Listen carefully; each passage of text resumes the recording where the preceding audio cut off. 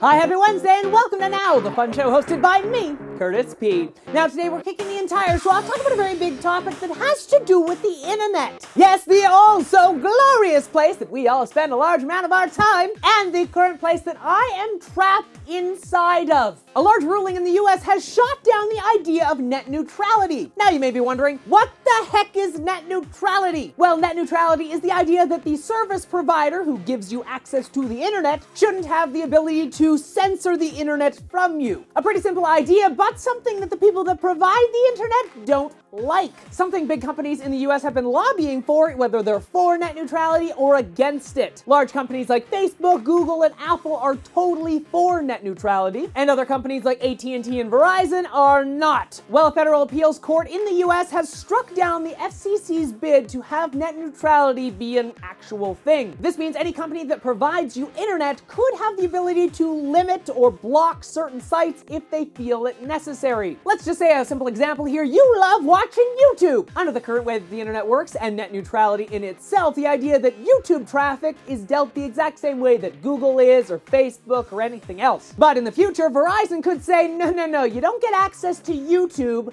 unless you pay us a little bit more money. Or you do get access to YouTube, but it's considerably slower than, say, you were to use Vimeo. This could then result in companies having to pay more so their traffic gets a faster speed, which then means the internet becomes unfair because, hey, Facebook gets to pay $1 million so you can get to Facebook really quick, but when I start a brand new social network, it's super slow. So you can see the implications this would have on a smaller startup company, and for the individual at home, it just creates this bottleneck of, oh yeah, I can get to that, but I can't get to that, which is super annoying. The FCC is currently trying to fight back against this ruling. Verizon releasing a very simple statement about all of this, stating the FCC could no longer impose last century's common carriage requirements on the internet. More information is expected to come out about this in the future, but for right now, it doesn't look too good for people in the US who are interested in accessing the internet. Into the world of quick news now. Looks like a Chinese company is actually creating technology to let parents pick their own embryos. Shenzhen-based company BGI is working on technology that could, in theory, predict embryos' intelligence. Then, based on that information, they would allow the parents to choose that embryo to be their child. Think of it like a designer child. Out of the many that are there on the shelf,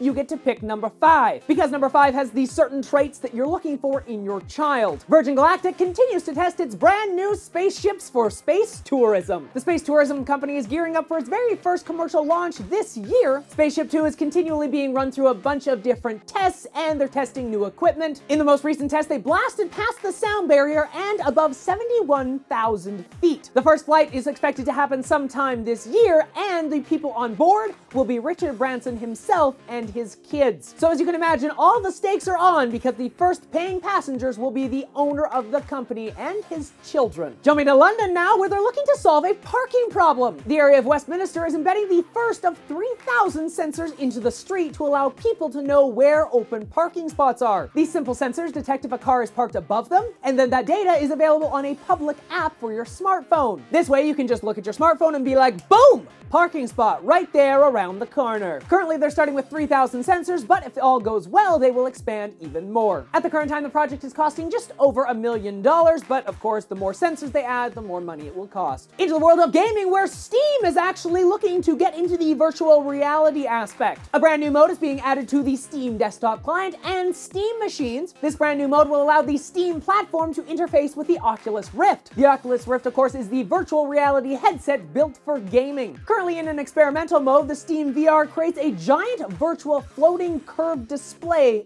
inside of the Oculus Rift, allowing you to pan left and right and up and down to see this giant display. Currently still no commercial release date for the Oculus Rift or Steam machines. Keeping with the world of gaming here, Titanfall has a very special edition controller coming out. The very special Xbox One controller will be available this March for a price of $60, and though I'm not much of a shooter-style game sort of person, Titanfall looks amazing. And to end the show today, why not end it with Mr. Justin Bieber? Because of course, know he did something stupid again, so let's talk about that. The 19-year-old pop star has been once again accused of some sort of crime. This time he's caused $20,000 of damage to his neighbor's house. He's facing charges of felony and vandalism after he and some other people actually egged his neighbor's house. You might be wondering, how can an egging cost $20,000? Well, it appears that his neighbor had some imported wood and like a brick exterior that kind of got destroyed. Now, though these charges are not significant, it will still be costly, and for the neighbors themselves, not the first time they've had problems with their pop star neighbor. Many neighbors reporting high-speed driving in the area, noisy parties, and bizarre and sometimes dangerous activities just happening at the house. Police proceeded to obtain a felony vandalism warrant to search Bieber's house, also searching the home for anything else illegal, i.e. let's say like cocaine. The sheriff deputy is saying that they hope this action might prompt him to change his behavior. Though my speculation for this, it's Justin Bieber.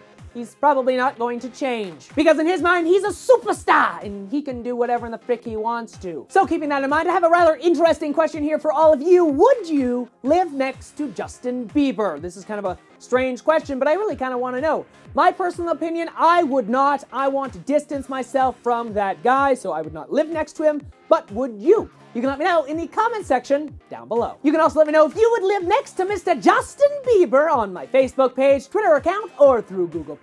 All those links and other topics I talked about in today's episode in the description down below. Links down there. Tons of really cool stuff. Of course, if you enjoyed today's show, why not hit that like button, subscribe, and maybe even share the show with your friends. Until next time, I'm Curtis Parody, and that's what's happening now. And no, I would not live next to Justin Bieber. That sounds like hell.